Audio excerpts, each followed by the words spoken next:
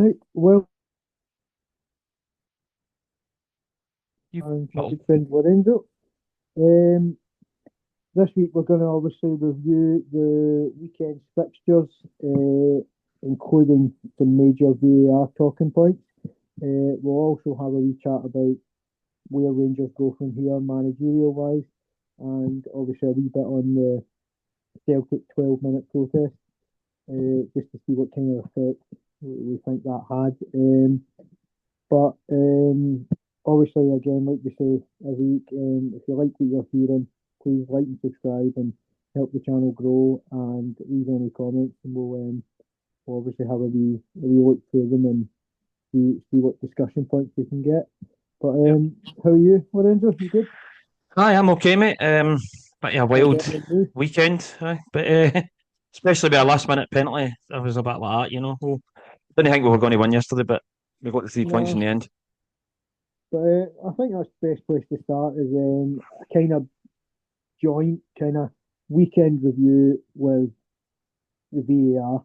So Mm. I think we should maybe start in the games that there wasn't any controversy in and just kind of run through them. So the first one, Aberdeen Livingston. Again, not a lot to say, but Poor for Aberdeen again. Jimmy Keelan, I think is don't want to say he's under pressure. I Oh, think aye. that's fair to say. And He needs a result in the cup at the weekend, or he's really in deep trouble. but what I would say is that it's not like I think they've played 4 games in the league. Am I right? I think. Because they had one of Well, them that's right cancelled. because they omitted one, didn't they, for Europe? But three of them have been home to Celtic, which maybe you don't expect anything, but home to Falkirk, home to Livingston, and I think they were away to Hearts, right? So I Mm-hmm. do admit that away to Hearts, home to Celtic's not the easiest start, but I expected them to get points from home to Falkirk and Livingston. Oh, And to aye, come away definitely. from that with 1 point, and to be totally honest, a wee bit fortunate to come away with 1 point. I thought Livingston more than held their own from the highlights I've seen. It wasn't, not sports like it doesn't always show you the greatest highlight package when it's a 0-0. But again, I think it sums up the Aberdeen are struggling, and I think Livy are just a good side. They're good to pick up points, Mm-hmm. and Aye. I think it's a good result for obviously a better result for Livingston than Motherwell. Yep. The next Yep. one we'll talk about is Falkirk St Mum. Mm-hmm. What I would say is I thought Falkirk were the better side, but St Mirren have got that Premiership experience, haven't they? Oh, They aye. know how to Yeah. grind out results, Yep. and fair They're play to more, them. they're more accustomed to Seasoned, the Premier League. and Aye. I think you're going to see a lot of that for Falkirk this year, where they play well and just miss out. Come up short. Yep. Um, it's a wee bit unfortunate, but Comes with we'll move on experience, to though. we'll move on to the 4 games where I think the VAR controversy. But this one I didn't think had much, but it is a VAR talking point. Dundee Motherwell. I thought it was a definite red card. I don't know Hmm. what you think, but I think any time you go in with your stud showing, you give Oh, the referee a decision to make. definitely. There was contact, and what I would say though is Motherwell will be massively disappointed not to take advantage of that. And Mm. the fact that they've got 5 draws in 5 games, they need to turn these into wins because they're Oh, playing well enough. It's not like I know. Rangers and Kelly who have been drawing games. Obviously, they Yep. both beat the weekend, but I don't really feel Rangers and Kelly have been playing well enough to win the games. I do think Motherwell have, and That's right. I I agree. think I think Motherwell have been really good. Motherwell will be disappointed just to have 5 points because Oh, they will be. If they should I have don't more, think they should. St They Mum should have have more. played that well, but St Mum are ahead of them because they know Aye. how to grind out a result. You know, Mm-hmm. but I did think definite, definite red card. Red We'll card. go on to the best game of the weekend. I don't think anyone will argue about that. Easter Road 3-3. I think my personal opinion is Dundee United will be disappointed to throw away a 3-1 lead. Fair play to Mm. Hibs for coming back, but I think the main talking point for me was that, well, it's a definite penalty because it hits the boy's hand accidentally. Aye. To red card him for that is nothing short of scandalous. No, it's not a red card. It is I a mean, penalty, but it's not a you red card. can't. No one can ever convince me that he has deliberately put his hand in the way to stop it going in the net. His No, hand but has stopped it going in the net. hmm Understand? hmm Definite penalty. but he's not made himself bigger. He's not put his hands up. He's just natural. No, that's right. He's in natural position. I mean, what are we going to do? Do we just chop our hands off and play without hands? Because, like, as we're going to get on to, and a couple other talking points. Play with your hands behind your back. It's just, and for me, VAR had no reason to intervene in that. It's a definite penalty, but no need to be up to putting that up to a red card. I think that's just disgraceful. We'll go to Ibrox first, because although there was 3 talking points in that, I do want to start off by saying Hearts deserve to win. Hearts were the better side. Yeah. But 3 incidents, just we can't ignore them just because Rangers are shite. Do you know what I mean? Like, you can't just say, oh, it's all right, because Rangers were crap, didn't deserve it, and we'll just brush it under the rug. The standard of refereeing in that match was abysmal. I'll talk through my opinion on the 3. I think Lawrence Shankland definitely handles the ball. He admits that himself. Oh, he does. He does that in the post-match interview. Now, my only thing that I could maybe give the VAR and ref a bit of a benefit is there is quite a bit of a passage before he puts the ball in the net. Because how far back do you go with the attacking phase of play? Yeah, it's not like he handles it then shoots, but he does handle it, pass it to somebody who passes it back, and then he scores. It's the same phase of play, but he's handled it. But at the end of the day, Murray, there's a lot more to do after that. I mean, he still has to get a shot and goal, you know. Rangers didn't do anything to stop him. That's a whole other complaint from my side. Mm-hmm. But I think, to be honest, the rule is that if the goal-scoring player handles the ball in the build-up to the goal, it should be disallowed. So I think, by the letter of the law, it should have been disallowed. But I don't really want to see us going back like 30 seconds, 40 seconds in general. No. But I think by the letter of the law, I think we can both agree the definite handball and it probably should be disallowed. But we can at least that one I can understand, right? The other 2, but where did he handball it? Away on the halfway line. I mean, you've still the Rangers defenders have got to defend that better. Yeah, it's about 40 yards from goal, and yeah, absolutely. I think the Rangers disallowed goal. I think you'll see that anywhere. I think you'd have seen it at the other end if it was Butland. Foul on the goalkeeper. It's a case of goalkeeper's getting protected. It's not a foul. Mm-hmm. He has not done anything to the goalkeeper. He's jumped up with him. The keeper is. It's a bit like, remember the Man U goal, the Arsenal goal first of the season. The Bayern there comes out and just flaps, doesn't get anywhere near it. That's all it was. He didn't get anywhere near it. It bobbled about. Cornelius put it in. The goal should stand. It's as simple as that. I think. But by the way, I don't think this is some conspiracy or anything. That would happen in any game in the league. The problem is that goalkeepers are just too protected. It's a shambles. And that's more of a overall football issue for me. Is that if it was a Celtic goal, I would want it to count, of course. All a goalkeeper needs to do now, if he comes out flapping for the ball, right, is basically just fall to the floor. Yeah. Because there's a good chance that if the ball goes in the net, then the good chance is that the VAR will look at it and go, oh, he was fouled. On to the other one, which I think, the penalty, I think. One thing I will say is Diomande doesn't get the ball, but he also doesn't get any of the man. He basically puts his foot down, and does he not just catch him ever so slightly? And obviously it's the ever so slight touch, because he's running in. The momentum's took him down, and that's why he's went down. He's no dived. It's not a dive. There's just no contact though. He's put his foot in, and he's not made contact with the player, and the player's running at pace. And I think, honestly, he's just fallen over. And it's one of those ones that I completely understand in the real time and watching it at speed. You give VAR. You give VAR to check. That's what I mean. VAR should be looking at that and going, right, okay, did that player actually impede him? And the evidence would suggest no. But by the way, don't take anything away from Hearts. They out-battled, out-performed, out-worked, outplayed, out everything. Rangers, because Rangers are just a shambles. But we'll get onto that in another talking point. But on to Sunday, where I think Celtic, how can I put this right? Celtic scored a good goal with Maeda, right? Maida's goal was a cracker, yeah. Right. And up until that point, I thought Celtic were useless. I thought they were absolutely awful. Oh, the first half was terrible. When they scored that, I think they upped it a wee bit, and I thought they played well for about 10 minutes, especially the Tunisian boy, Konecki. I thought he had a good game. I don't think Kilmarnock were any good in the game, apart from their goal, that was it. But when we scored, again, after the goal, I thought they looked like winning it. I thought for the sort of 4 or 5 minutes after that, they looked like up until that point, they contributed nothing to the game.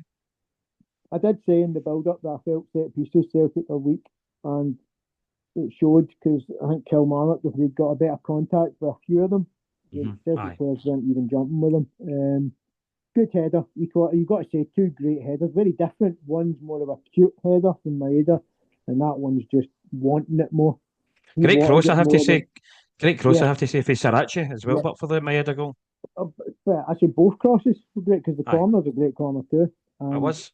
It takes out everyone, but I don't like it when somebody's got a free jump 6 yards to go and he's not getting challenged. But fair play to David Watson. I think he heads it in well. This is the talking point. Is for me, it's not a penalty based on the fact that Forrest's shot gets blocked by a foot when it's going towards goal, and then it's not going towards goal, and it comes up and hits the guy's hands who are now in an unnatural position.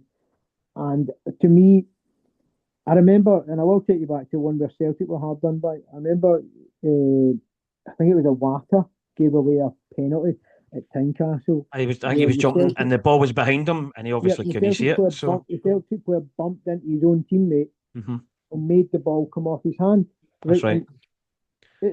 That was given, but that wasn't a penalty either. Yeah, but after that, they were supposed to look at it and say, if the ball ricochets up or it's something that's out of your control. I mean, and that's what Stuart Kettlewell was saying after the game. He says, I wouldn't be mad if we hadn't been told by the referees at the start of the season, that's not a penalty, this is a penalty. And the example was like that yesterday. If it ricochets up off your own teammate or off your own body part, it's not a penalty.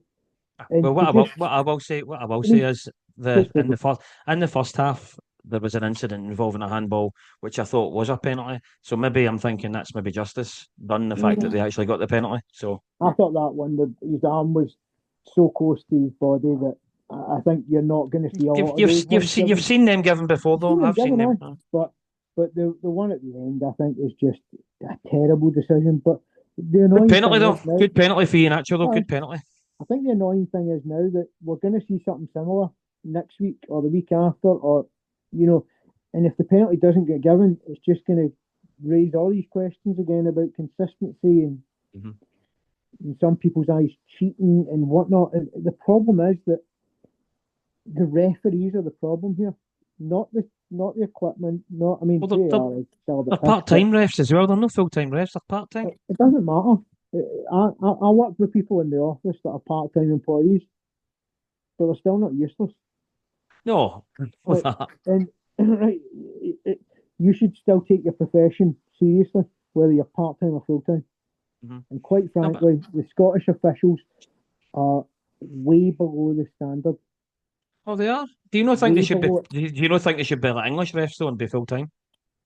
Well, I think they should if they want to take their job seriously, but while they can get away with it, why would they? They can make other money elsewhere, and they don't care. They don't care whether they're getting managers sacked or, deciding what team goes into Europe or what team gets relegated. It makes the league a laughing stock.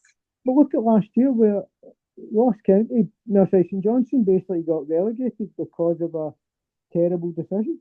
At the end of last season, he gave a penalty where it was just laughable. The guy's not even looking at the ball, and it comes off his hand. You're like, what?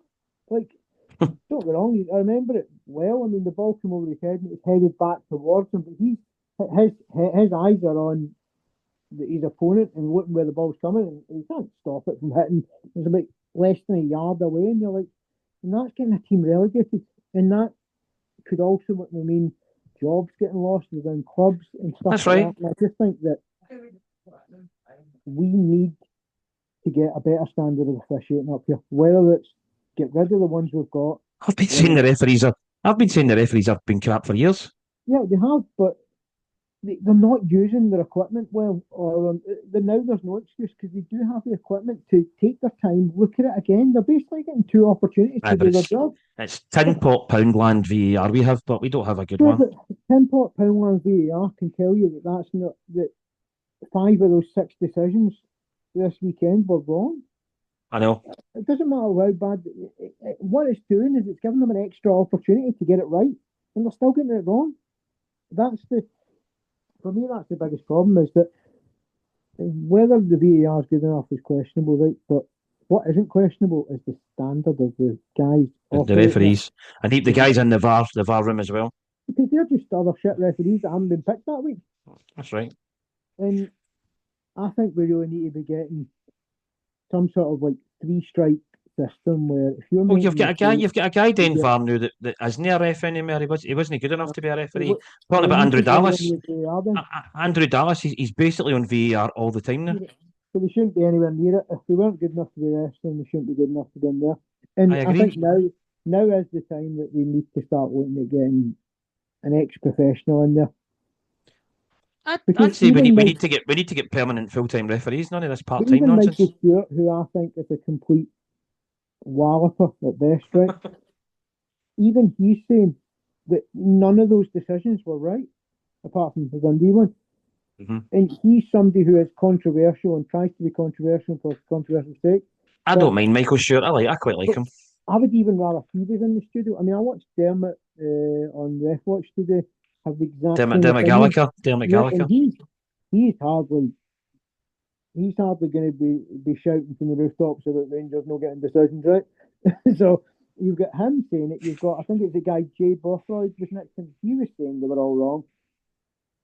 Michael Stewart saying that all of these people can't be all wrong. Mike Dean, I heard as well. Mike Dean. Yeah, and now we need to get to the point. And what is the point when Willie Collum does his VAR show on YouTube at the end of September to tell us that they got something wrong at the start of December? I know. Stupid, isn't it? I want him on a Monday or a Tuesday like this. Every week. Game, every week. About it properly. Mm-hmm. And saying, we got this wrong, because at least if you can admit you got it wrong, then it leaves any doubt about next week them making the same mistake. So they're going to be on at the end of every month, talking about the whole month's mistakes. And you're like, could you be better doing it on a weekly basis and telling us by then weekend. You've forgotten about it, or you're more raging about the mistake next week. That's right. And it's just like, honestly, it's just a shambles. Just farcical. We should move, or varsical. Aye, varsical, there you go. We'll move on to where we go with next. I suppose Celtic. How I mean, obviously, good one for the team. They ground it out. It never really matters whether you play well or not. You find ways to win. What did you think about the protest? And did you think did it have the effect that you thought it would? No, because obviously it looked to me before the game started that the stand was kind of half full. There wasn't a hell of a lot of empty seats. Yeah, I thought it had a bit of it was almost watered down. So I basically think that was the ones that were in before the game started. That was your ordinary punters, and the ones that won the protest will be like the North Curve, the boys, the Green Brigade, and the Celtic boys as well. I mean, obviously they're the ones that are going to protest, but and obviously just your ordinary Joe punter was in for the start of the game. I feel like you're never going to make a good point if only some of you stand up and moan. You know, it doesn't look good. You can't tell me honestly you think that the board are going to look at that and go, oh, a few wee Neds didn't come in till 12 minutes, didn't it? Mm-hmm. Didn't make a difference anyway. Celtic still won the game, we didn't lose. It could have had a difference if they did do it and there was less fans there. It could have had a detrimental effect on it, and it could have meant if Kilmarnock had started the game better, we might have been 1 or 2 down within the first 12 minutes. Yeah, if Kilmarnock started how they finished, because they actually finished the game really well. Could have been totally different. Until about 85 minutes, but after 85 minutes, they were good. I think for me, I just don't think it didn't have the desired look that I would think. If that was Rangers and I'm putting my head on, I'd think it might have been different had the game been at Celtic Park. Possibly because maybe the numbers would be more, but then at the same time, though, would it though? Because I don't know, because I would have still went in and sat in my seat. I wouldn't have bothered with 60,000 there, and 800 of them walk out. You're not going to notice. Because at the end of the day, right? I mean, Is that really going to make them go? Oh, is that really going to make Peter Lowell go? Oh, by the way, I better chuck it because they've not come in for 12 minutes. No. And, and don't get me wrong, if they turn around and don't buy the Europa League packages, but then I heard a guy on Super Somebody else Focus will buy them if they don't buy them. Somebody else will. You know what he said? He says, I don't like the board, but I realised that we've got 2 5-45 kickoffs, so I'm buying them so I can take my grandson. I will. There Because you he go. doesn't care about whether the board are shit or bad. Or good. All he cares about is watching the football team because that's And what I you heard, like when you're a child. in terms of fans and all that, And I get profession, it. etc. I heard tonight, a guy on the phone in was saying that he's already bought his ticket for the cup game with Rangers at the weekend. But he's basically saying if there's an empty Ibrox, the board will get the point that they want rid of Russell Martin. They might do, but the problem is that an empty Ibrox might actually make that team play well because it all looks as if they can't play with any pressure. That's right. And what's the biggest problem is if they go out and beat Hibs now, because there's 10,000 in the stadium, let's just say, right? Does that prove that they're going to be able to win when the pressure's on again? Does that mean that your stadium has to be pretty much over half empty for them to actually play? Who knows? I mean, obviously the proof will be in the pudding next week when obviously we find out what happens. But let's be honest, the guy's done. He's done. Like, it doesn't matter whether it's this week or after the Hibs game or after the next result that goes pear-shaped. He's done. Because there's no way back when... Do you think the league's done for Rangers already? No. It will be. It will be if he's in charge for a lot longer. Because 9 points, I would say normally, oh my God, 9 points, that's tough. It's 3 games. It's 3 games. There's 33 games to play. I know. Like, normally when you go on 9 points behind, you've played 15 games, and you go, oh, that's tough to come back to, but that shouldn't be tough to come back to. But it could increase, if he stays there, it could increase to more than 9 points. That's the problem. If it goes to 12 or 15, then yeah, it's going to be. I mean, let's be honest, Rangers are 10. And by the time it could be bottom of the league. They kick off in the next game, they could be bottom. Because I think Aberdeen play twice. That's right. Dundee play as well. Dundee are playing. Yep, because of Falkirk, cup games. So that's right. And let's be honest. Is it Livingston Dundee are playing? I think it's Livingston, maybe. I don't know. I think their next game is against Livingston. I think that's where they kind of come in. But right. But you're right. They could be bottom before they play another league game. But at the same time, no matter how bad it gets to Rangers, I don't think we're going to be in a bottom 6 or relegation scrap. No, they'll probably still finish second if they don't win the league. But the problem is, under Russell Martin, they could be. They could be in a relegation or a bottom 6 scrap. But what they need to do is they need to replace the manager. And the names that I'm hearing at the moment, some are uninspiring and some are OTT and out. You're never going to get them. Right? What names are you hearing? Right. What are the uninspiring? The uninspiring ones for me are Sean Dyche. Right. Which, by the way, I do think Sean Dyche would organise us a lot better and would probably pick up wins. He's dead boring, though, isn't he? He's a bit like Russell Martin, but his voice is really boring as well. Yeah, he's very boring, but I think his teams are solid and work hard, and the bare minimum is he'd be quite like a Derek McInnes. It wouldn't be pretty, but it would be effective. The other names I'm sort of hearing are, I mean, obviously the Gerrard one won't go away as long as he's not in a job, and if we need. But the thing is, though, he's still in Saudi, and he can't come back because if he comes back here, he's going to get hammered with tax because he's not been paying tax since he's went over. At the same time, no, I mean, let's be honest, this guy's a multi-millionaire. He doesn't care. Right. He'll pay whatever tax he needs to pay. Do I think he'd be the best choice? I don't know, because it's not the first time around, and I know sometimes people come round and it can work, but he's not a Walter Smith. Have you get any other uninspiring links to anybody? The uninspiring other ones is Stephen Robinson, but by the way, I think he would do a better job than Martin. Yep, I do think he'd do a better job. See, at this point in time, anybody would probably do a better job than Russell Martin. I mean, I've got him. I would probably have promoted the women's manager in charge because they can get results. So, in fact, I'd probably see if we can if there's any way we can just play the women's team. Why don't you apply for it? Oh, you know. The other ones that I'm hearing that seem to be a wee bit OTT pie in the sky are the like Nuno, Right. Espirito Santo just lost his job at Forest. Mourinho's a job, so he'll be one as well. Mourinho's the other one, and you just think they're going to hang about for a bigger, better job.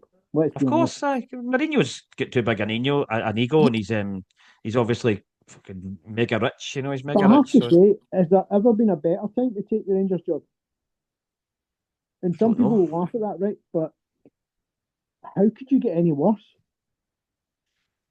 Yeah, I know. No, honestly, like how and that squad of players are decent. There's a decent what you can. It's a squad that you could work with. I mean, we said it on Friday. Well, they said that last season, though, Murray, after this Queen's Park game, when they get beat off at Queen's Park, this is as low as it can get, is it? No, because we didn't know about the Martin years or Martin months, I should say. But no, honestly, I think it's still an attractive job. I think it's maybe not Mourinho or Nuno level, but like guys like Sean Dyche and anyone who's out of work in that sort of level. Like I think Michael Carrick's the other one that's been mentioned. Mm-hmm. I'm sorry, but those guys would jump at the chance to come up here and manage Rangers, regardless of how bad we look right now. But then you've got to go, should we not be asking Derek McInnes? I mean, would he leave Hearts? He's only just went there, but... I don't think he'd leave Hearts to be honest. How many times do you get the opportunity? If you turn them down once, you might not get asked again. I know. Would you turn them down twice? I don't know that you would, but I don't think the timing's right because he's obviously just went to Hearts. He just went to Hearts. Mm-hmm. The only other names that I can sort of think, I mean, I hope we don't go for Solskjaer. That one for me would be all wrong. I know he's just left the shit das, but I know he knows Patrick Stewart. That one would scare me a wee bit because of the whole Man United links. Because let's be honest, he was shite there, so he's not going to be any better here. Mm-hmm. I don't know. I think we definitely need a Eric Ten Hag's out of a job, isn't he? Oh, God. But then he just gets sacked as well. He didn't really get an opportunity at Leverkusen, did he? No. He lasted with 3 games or something.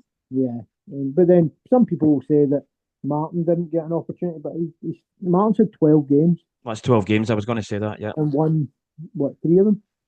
I heard tonight as well a mental stat that there's been 16 games played at Ibrox. For this calendar year? No, I think so. Something like that. Yeah. And like Rangers have only won 5 of them, something like that. Exactly. Yeah. And most of them are under Clement, because I think Ferguson only won 1, didn't he? That's right. Martin obviously won 2 in the Champions League, but none domestically. Yeah, it's terrible. He obviously lost heavily at Ibrox to Bruges as well. And I have to say though, like, it's bad that I'm actually missing Big Phil. I'm actually missing Clement because he was miles ahead of this level. Mm. I mean, you could argue that he just didn't have the tools. Well, in his time at Rangers, I mean, yeah, he still should have been beating Queen's Park and shouldn't have been losing some of the games he did lose. But yeah, I don't know. Honestly, it's one of those things that you know it's going to happen, so you need to kind of prepare for it. But and obviously, I know you're on the other side of the fence, but who do you think they'll go for, or do you think those names are? I just think if Fairwell's involved in this process, I think he chooses Dyche because he knows him from Everton. I think everything about that seems. Let's be honest, he would love to come into this job. And Dyche in a job at the minute? No, he's left. No, Everton. well there you go. He's a free manager then. He's a free agent. A good organizer. But you've got Gerrard as well. He was there before, so they might punt for him. I mean, I don't think we're going to be going out to pay compensation for anyone. No. Even though, I'll be honest, my choice... They can't afford it because, I mean, he's got a 3-year contract, so they're going to have to pay him the 3 years' money. And then my 2 choices for the job are both in jobs, and they would be Knutson or Fodo. And I think the reason he's still in a job, Russell Martin, is mainly because of the fact that it's their expenditure when it comes to players as well. They've obviously brought in the players and they've paid a lot of money out for the players, so that means they can't afford to pay him off. But you just need to take the hit and hope that the next guy comes in and can work for those players and makes those. All of a sudden, those players ain't so bad because they're getting managed properly. The one that I was trying to say, the other Kevin Muscat's one that jumps out at me. The guy's managing in China. He's guy in the pub said that to me at the weekend as well. Kevin Muscat. In Australia and Japan. I know it seems like Rangers would just be copying an Ange thing, but there is still a link with the fact that he played for Rangers in 2000. So did Russell Martin. Yeah, I know, but it doesn't always work sometimes. But I just think that he's got a proven managerial career of winning trophies. Whether or not you think the standard of the Australian, Japanese, or Chinese league is good, I don't think that matters, though. I think when we brought in Ange who worked with Muscat, and Ange's done a good job. So, and I think when you have a winning mentality, that's what needs to be installed at Rangers, not somebody who's here for a project or somebody that thinks he can organise it slightly better. To me, that's where I'd be going: is Knutson to Bodo or Muscat. I'd go all. But if you're doing that, you're needing to pay compensation to get the guy in. I know, but he can't afford to keep firing and hiring and firing and hiring. The next one has to work. It has to. But you have been saying that for years now. I know, but eventually the cycle has to break. Eventually. But I mean, I'd love the idea of Mourinho dropping up here. I know that he's not. It wouldn't cost anything, but it would cost a lot because it'd cost a lot in wages. It'd be mental, but because he's the money he's earned. I do think he would be up for it though, given the fact that he's still got a house in London. He still likes Britain. When we played them last year, he was very complimentary of Rangers and Celtic in the Scottish League. And I think he's now at that age of his career where, I've got to admit, I thought he would be Portugal manager by now and, semi-retired. But I think he would get a buzz out of the passion that you get. If he's still at a job in the summer and Brendan Rodgers goes, he's one of the guys I would speak to. I just think we're never going to get a better opportunity to get him. That's right. Now. But I don't think he'll be out of a job until the summer. He's not going to be out of a job that long. That's why I think Rangers need to jump now and go, look, whatever it costs, whatever it takes, get in here, sort us out, rebuild his reputation as well, because he's had a bit of a few flaky years, shall we say. He didn't do very well when he went back to Chelsea, and then he obviously didn't do very good at Man United. Wasn't he very good at Tottenham? Did he win a European trophy at Man United? Maybe. Yeah, he won the Europa League and he won the FA Cup. So in the League Cup. So I think he done everything, and I think he got them finishing second. And what would Man United do for a second place finish nowadays? I know. So I think sometimes we compare Mourinho to Ferguson, and I think when you compare him to the other Man United managers, he actually did a good job. Problem is that he's not a very exciting manager in terms of his style, but he's exciting in terms of all the off-field stuff. Every press conference would be hilarious. Oh, but let's be honest, he would throw those players under a bus. He wouldn't be any different than Russell Martin, then he would just throw them under a bus. He's very ego-driven and all about him. Mm-hmm. Don't know that we really need that, but I'm just looking at the pure entertainment and experience value. He's got a lot of baggage. Yeah, but I've got to admit, I think I expect it to be Sean Dyche, and I expect him to be in by the start of next year. I expect him to be in charge, a new manager to be in charge by the time we play. After the next international break. No, I expect a new manager in charge by the time we play our next European game. Oh, do you? Because it's the Thursday. If we get beat on Saturday, he needs to be gone on Sunday. And we need to have somebody in by Monday, Tuesday. Whether or not they're in the dugout by the Thursday, we need to at least be in the stand watching to get ready for the Livingston game on the Sunday. But what you can't have, though, is the game happening this weekend and whoever's maybe touted for the Rangers job being in the stand watching it while he's still on a job, like Bill did with Van Bronckhorst. I know, but you shouldn't be doing that. And by the way, what would I do to get Gio back? Well, he's in a job as well, don't he? Watching him as Army Klopp's number 2. Army Klopp. Is there anything else you want to speak about? Obviously, I suppose not Scottish football, but Champions League's back tomorrow, isn't it? Yeah. I've got to admit, I don't know how you feel about it, and it's not sour grapes because we're both out, but I'm not very excited about it because I just feel like the same games keep coming up. I know, it's going to be the same teams again. I must have seen Real Madrid play Man City about 8,000 times. Like, I mean, don't get me wrong, there's a few games that I think, oh, that's an interesting new game, but like, I mean, I think Tottenham Villarreal, I'm like, oh, I've probably not seen that many times. I might take a look at Kyrat. I don't think they're playing Bruges yet, so we don't need to see the battle of who knocked us out. Aye, I know.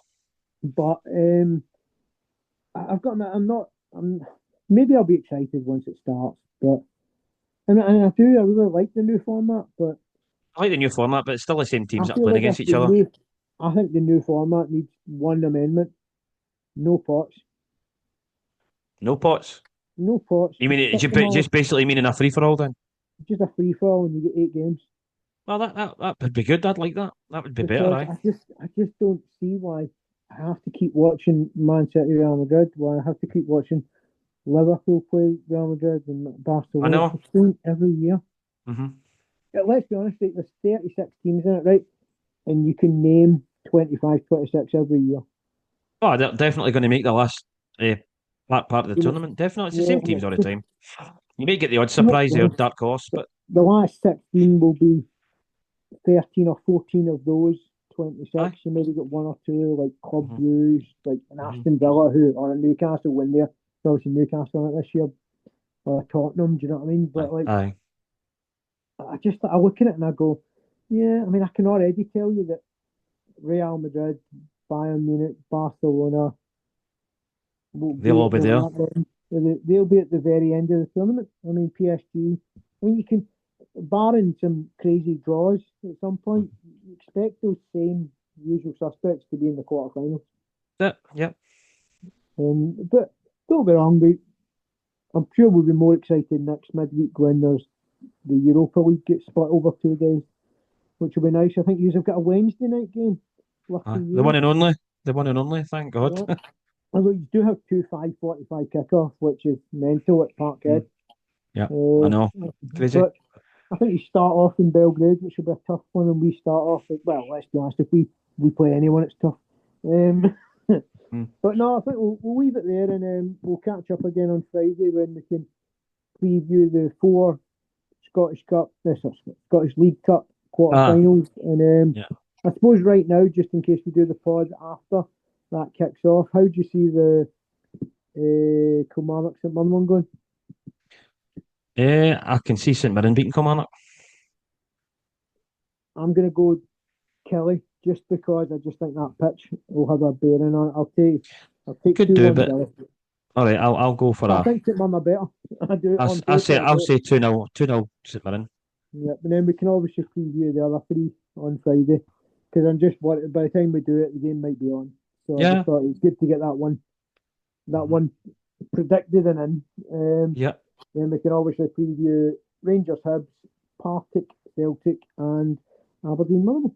Yeah. Cool. Right. Well, I'll speak to you on Friday. Right. Cool. Right, thanks again, mate. Right. Cheers. Bye. Right. Bye. Bye.